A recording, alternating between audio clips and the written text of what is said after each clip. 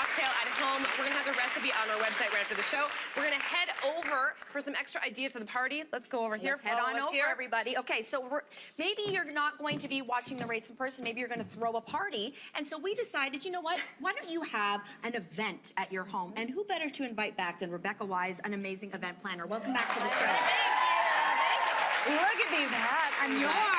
Aren't we so ready? I feel like we are regal Muppets right now. And I'm loving every second. I take that as a compliment.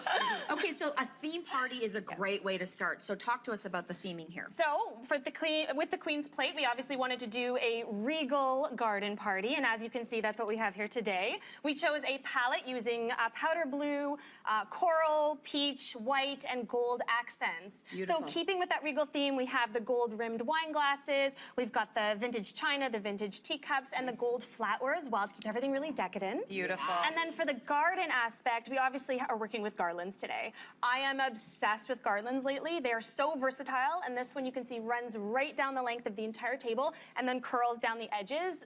I mean, there's nothing more. Smells so beautiful. Smells divine, and it's also reminiscent for the victor of the race, the horse, wears the victory bouquet. Yes. This is what this reminds me of. Exactly. And as you can see as well, keeping with the racehorse theme, we have the horseshoes on the table and some little horses that are painted gold as well. Oh, I've got real used ones. I know what to do with them now. Exactly, right? Yeah. Our kids' toys. Okay. Okay, so what about food and drinks? Yes, so for outdoor events, I always like to use a mobile bar cart. So over here we have a vintage bar cart that you can actually push from place to place. Let's say your guests aren't hanging out in an area that you thought they'd be or whatnot. You can literally like push it over to them if you want. And keeping with the garden theme, in the champagne bucket, you can see floral edible ice cubes. So not that you actually want to eat them, but they're whimsical and they go in your drink and they're little floral pieces and they're just so pretty. Beautiful. Yeah. Is there a flavoring to them then? Nope.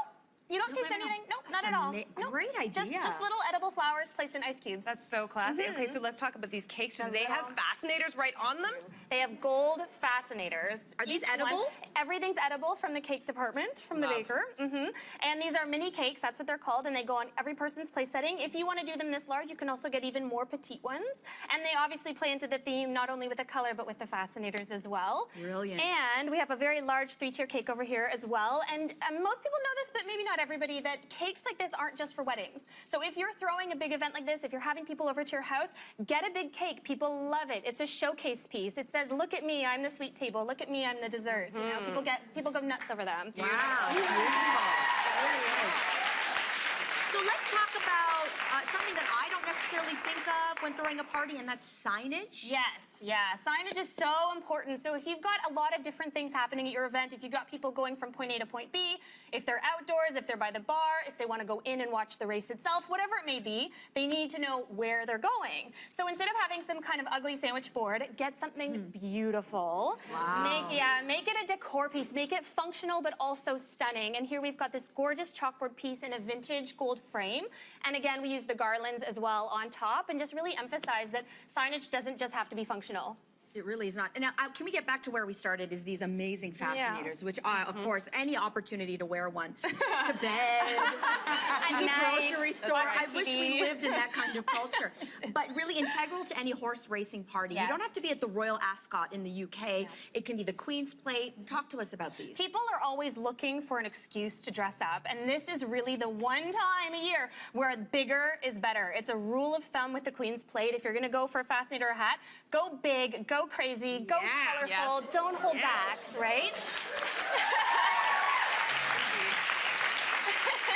All of these pieces here are by David Dunkley. He is the official milliner of the Queen's Plate, and he's exceptionally talented, I must say. He's a wizard of the fascinator. A wizard of the fascinator community. Yes. A rule of thumb for people that are going to wear hats or fascinators, they often are worn to the right-hand side. With the tilt. Yeah, with the tilt. So yours is sort of center, but typically if they're shaped like this or whatnot, it's on the right-hand side of your face.